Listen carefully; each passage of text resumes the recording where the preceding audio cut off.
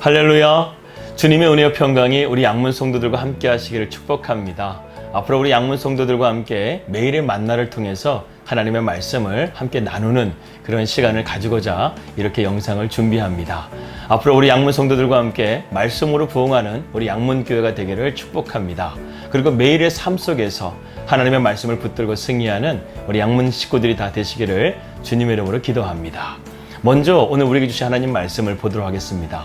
열왕기상 4장 20절부터 34절의 말씀을 함께 먼저 읽도록 하겠습니다.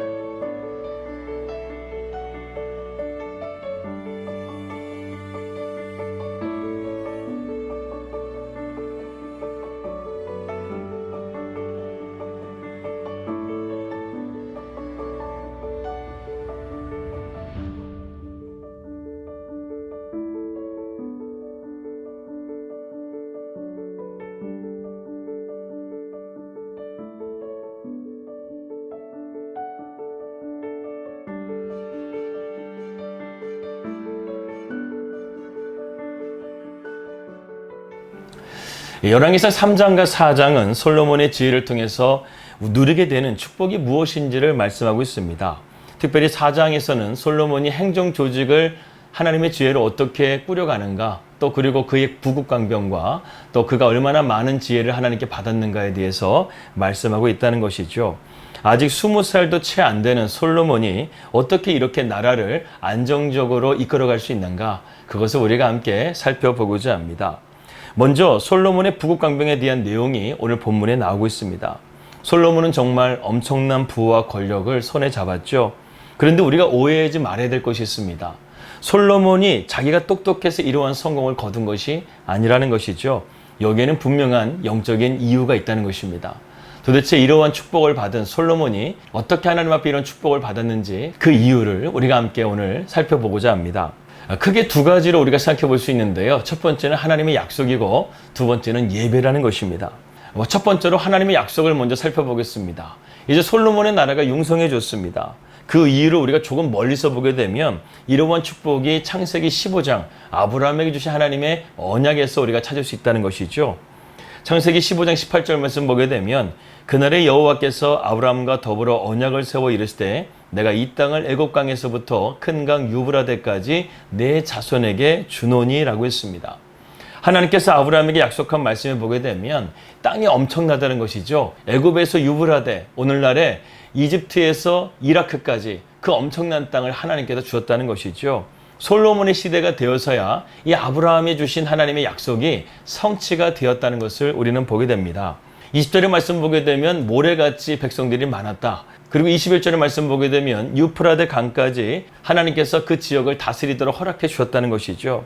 그러니까 애굽에서부터 이라크 지역까지 그 엄청난 큰 땅을 하나님께서 솔로몬에게 다스릴 수 있도록 허락해 주셨다는 것입니다. 이것도 하나님의 약속이 이루어졌다는 것이죠. 그래서 뭘 붙들고 우리가 기도해야 되는가? 하나님의 약속을 붙들고 우리가 기도해야 된다는 것입니다. 하나님의 약속을 붙들게 되면 반드시 성취가 된다는 것이죠. 이것을 우리 자녀들에게도 물려줘야 된다는 것이죠.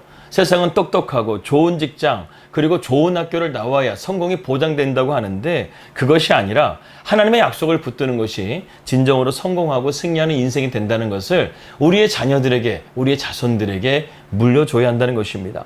이처럼 솔로몬은요 하나님의 약속대로 아브라함에게 주신 그 약속이 성취되는 것을 우리가 보게 됩니다. 그래서 오늘도 우리가 하나님의 약속을 붙듦을 통해서 하나님께서 우리의 지경을 넓혀주시고 그 넓혀지는 지경 가운데서도 참된 평강을 주시기를 주님의 이름으로 축복합니다.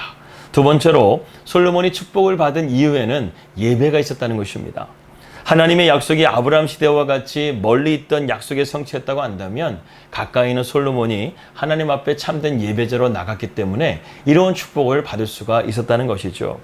여러분, 솔로몬의 대표적인 예배가 무엇입니까? 일천번제죠. 이것은 소를 1000마리를 잡아서 하나님께 제사를 드렸다는 것을 의미합니다. 오늘날에는 그렇게 가치가 없었지만요, 옛날 시대나 고대 시대는요, 농경사회였기 때문에 소의 가치가 상당히 컸었습니다. 저도 예전에 들었었던 얘기인데요, 소 한 마리를 팔게 되면 대학 등록금이 가능했다는 것입니다. 그만큼 소의 가치가 예전에는 컸다는 것이죠. 그런데 솔로몬은 하나님 앞에 최선의 예배를 드리기 위해서 1000마리의 소를 하나님께 드렸다는 것이죠. 그만큼 하나님 앞에 최선을 다하는 예배를 솔로몬이 드렸다는 것입니다. 그 예배 가운데 그날 밤에 하나님께서 솔로몬에게 말씀하시죠. 내가 너에게 무엇을 줄꼬? 이렇게 말하자 솔로몬은 하나님 앞에 지혜를 달라고 구했다는 것입니다. 그 지혜를 통해서 나라의 행정조직을 견고하게 세우고 부국강병을 이루고 하나님의 지혜가 넘치도록 부어졌다는 것이죠. 우리가 예배를 본다라는 말은 잘못된 말입니다. 우리는 예배를 하나님께 드리는 것입니다. 어떤 분은 예배가 너무 좋았다 이렇게 말하는데요. 솔직히 이런 표현은 잘못된 것이죠. 그 말은 예배 자체가 내 중심적으로 예배를 드렸다는 것입니다. 우리는 어떻게 표현하는 것이 맞는 것인가? 하나님께 오늘 은혜를 받았습니다. 우리가 하나님 앞에 드렸기 때문에 하나님께서 우리에게 은혜를 주시기 때문에 하나님께 우리가 은혜를 받았습니다. 이렇게 말하는 것이 바른 표현이 될 줄 믿습니다. 예배만이 하나님을 기쁘시게 하는 것이라는 것이죠. 여러분, 예배는 하나님의 종합 선물 세트입니다. 예배를 통해서 우리는 하나님을 경외할 수 있고 또 기도가 있고 말씀이 있기 때문에 우리는 이 가운데서 하나님의 은혜를 안 받을래야 안 받을 수가 없다는 것이죠. 하나님은 예배를 통해서 우리에게 은혜를 기름 부어 주신다는 것입니다. 그러면 우리가 예배를 제대로 드려도 우리의 운명이 달라진다는 것이죠. 솔로몬은 1000번제를 통해서 그의 운명이 달라졌습니다. 하나님의 지혜를 통해서 약 20살도 안 되는 솔로몬이요, 이 큰 나라를 다스리는데 전혀 문제가 없었다는 것입니다. 이러한 축복이 어디에서 나왔다는 거예요? 바로 솔로몬의 예배를 통해서 나왔다는 것입니다. 그래서 우리 믿는 성도들은요, 삶의 예배로 하나님 앞에 드리는 것이 참 중요합니다. 예배를 제대로 드리게 되면 우리는 살아나게 된다는 것이죠. 그러나 그렇지 않게 되면 우리는 늘 무너지고 흔들릴 수밖에 없다는 것입니다. 22절과 23절 말씀을 함께 보도록 하겠습니다. 솔로몬의 하루의 음식물은 가는 밀가루가 30고리요, 굵은 밀가루가 60고리요, 살찐 소가 10마리요, 초장의 소가 20마리요, 양이 100마리며 그 외에 수사슴과 노루와 안사슴이 살찐 새들이었더라.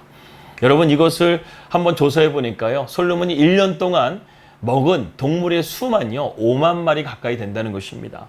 솔로몬이 하나님 앞에 몇 마리를 제사를 드렸죠? 1000마리의 소를 드렸는데 하나님께서는 솔로몬에게 5만 마리가 되는 그러한 짐승을 먹을 수 있는 그런 축복을 허락해 주셨다는 것입니다. 여러분, 숫자가 중요하다는 것이 아니에요. 우리가 하나님께 많은 재물을 드려야 이런 복을 받는다, 이런 의미가 아닙니다. 그만큼 하나님께 기쁨의 제사를 드리고 온전한 예배를 드리게 되면 하나님께서 이렇게 우리에게 기쁨으로써 충만하게 은혜를 베풀어 주신다는 것입니다. 그래서 1000번제를 드렸더니 하나님께서는 5만 마리의 짐승을 1년 동안 먹을 수 있는 축복을 해주셨는데 그것을 따져보니까 약 50배의 축복이셨다는 것이죠. 여러분, 하나님은요, 1배, 2배의 축복 정도가 아니라 우리가 온전하게 예배를 드리게 되면 기본이 50배입니다. 30배, 60배, 100배죠. 우리는 30배, 60배, 100배부터 그런 축복이 하나님 우리에게 주실 줄을 믿습니다. 그 다음에 부국강병에 대한 내용이죠. 솔로몬의 병거와 말 외양간이 4만이요, 마병이 12,000명이며 그 지방 관장들은 각각 각 자기가 맡은 달에 솔로몬의 왕과 왕의 상에 참여하는 모든 자를 위하여 먹을 것을 공급하여 부족함이 없게 하였으며 또 그들이 각기 직무를 따라 말과 준마에게 먹일 보리와 꼴을 그 말들이 있는 곳으로 가져왔더라. 솔로몬이 이렇게 군사력이 강력했다는 것을 우리가 보게 됩니다. 이 정도만 가지고 다음으로 넘어가도록 하겠습니다. 이제 다음 절에 보게 되면 30절부터 보게 되면 솔로몬이 이제 하나님의 지혜를 받은 그 내용을 다루고 있습니다. 29절에서 34절의 말씀을 우리가 함께 읽도록 하겠습니다. 하나님의 솔로몬에게 지혜와 총명을 심히 많이 주시고 또 넓은 마음을 주시되 바닷가에 모래같이 하시니 솔로몬의 지혜가 동쪽 사람의 지혜와 애굽의 모든 지혜보다 뛰어난지라. 그는 모든 사람보다 지혜로워서 예스라 사람 에단과 마을의 아들 헤만과 갈골과 다르다보다 나음으로 그의 이름이 사방 모든 나라에 들렸더라. 그가 잠언 3000가지를 말하였고 그의 노래는 1005편이며 그가 또 초목에 대하여 말하되 레바논의 백향목으로부터 담에 나는 우술초까지 하고 그가 또 짐승과 새와 기어다니는 것과 물고기에 대하여 말한지라. 사람들이 솔로몬의 지혜를 들으러 왔으니 이는 그의 지혜의 소문을 들은 천한 모든 왕들이 보낸 자들이더라. 여기 솔로몬이 지혜를 받은 것에 대해서 우리가 초점을 잘 잡아야 됩니다. 솔로몬의 지혜에 초점이 있는 것이 아니라 이러한 지혜를 주신 하나님이 얼마나 대단한 분이신가, 얼마나 위대한 분이신가, 우리가 그것을 바라봐야 된다는 것이죠. 솔로몬이 하나님께 지혜를 받으니까 어떻습니까? 29절 말씀 보니까 하나님이 솔로몬에게 지혜와 총명을 신이 많이 주시고 또 넓은 마음을 주시되 바닷가에 모래같이 하셨다고 했습니다. 그래서 세상의 지혜자들보다도 뛰어나고 솔로몬의 지혜가요, 어떤 것에든 거침없이, 모든 것에서 거침없이 그의 지혜를 나타냈다는 것이죠. 여러분, 우리도 하나님께 지혜를 구하면 하나님께서 이런 지혜를 우리에게 주십니다. 야고보서 1장 5절 말씀 보니까 누구든지 지혜가 부족한 사람이 있거든 후히 주시고 꾸짖지 아니하시는 하나님께 구하라고 권면하고 있습니다. 하나님이 주신 지혜는 다방면의 지혜라는 것이죠. 어떤 것에든 막힘없이 우리가 뚫어낼 수 있는 그런 돌파력이 있는 것이 바로 하나님의 지혜라는 것입니다.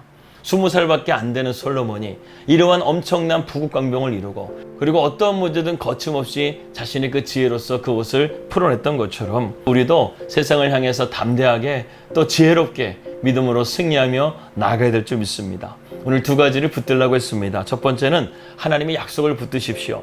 하나님께서는 저와 여러분들에게 복을 주시기를 원하십니다. 이것을 붙들고 절망하지 말고 낙심하지 말고 오늘도 기도로서 나아가시기를 바랍니다. 하나님의 약속의 말씀은 반드시 이루어집니다. 두 번째로 우리가 참된 예배자가 되십시오. 다른 곳에 기웃거리지 말고 우리가 예배에 집중하길 바랍니다. 예배가 운명을 바꿉니다. 예배를 통해서 하나님이 일하시는 그런 인생이 되기를 축복합니다. 그렇게 될 때 오늘 우리 양문의 성도들은 하나님의 이러한 축복을 받고 세상 가운데 영광을 누리고 승리하는 인생이 될 줄을 믿습니다. 기도하겠습니다. 하나님 아버지, 오늘도 우리가 하나님의 말씀을 깨닫습니다. 하나님의 약속은 반드시 이루어지는 것을 우리가 깨닫게 하여 주시고 우리가 하나님 앞에 참된 예배자가 됨을 통하여 하나님께서 주시는 참된 지혜로 우리가 세상 가운데서 승리하고 어떠한 문제든지 막힘없이 그것을 돌파해 나가는 믿음의 백성들이 다 될 수 있도록 인도하여 주시옵소서. 예수님의 이름으로 기도하였습니다. 아멘. 오늘도 주님의 이름으로 승리하는 우리 양문 식구들 되시기를 축복합니다.